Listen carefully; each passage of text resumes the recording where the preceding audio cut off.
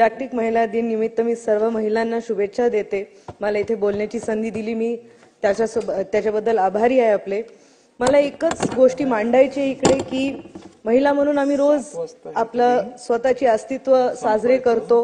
महिला झाल्याचा आम्हाला गर्व आहे आणि सगळेच गोष्टी चांगल्या आहेत। या सभागृहात बसलेले सगळेच आहेत जे त्यांच्या आईकडनं प्रेरणा घेतात। तिथे शपथ घेताना सुद्धा आपण आपल्या आईचं नाव घेऊन शपथ घेतो। तर आई ही मोठी प्रेरणादायक व्यक्ती आपल्या आयुष्यात असते।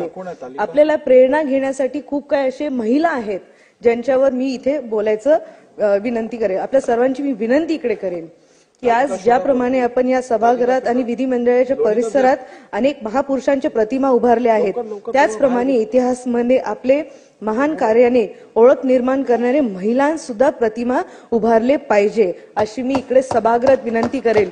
इकडे बघितलं गेलं तर महान पुरुषांचे आपल्याला चित्र दिसले जातात, पण आपल्याकडे एकही महिलांचं इथे चित्र नाहीये। त्यामुळे सभागृहाला मी विनंती करेल की इकडे एक महिलाचं चित्र नक्कीच द्यायला पाहिजे, कारण त्यांच्याकडनं आम्हाला प्रेरणा सुद्धा भेटेल। त्यांचे आशीर्वाद आपल्या या सभागृहाला नेहमी राहतील।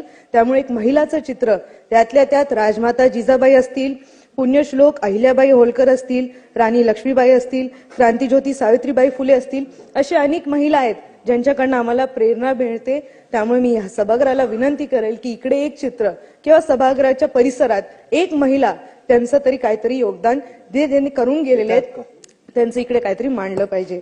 मला इथे बोलण्याची संधी दिली त्याच्याबद्दल मी आभार मानते। माझ्या मतदारसंघातले खूप लोकांना माझ्याकडनं खूप अपेक्षा आहेत आणि महिला म्हणून मी त्यांच्या अपेक्षा पूर्ण करायचे पूर्ण प्रयत्न करेल। धन्यवाद।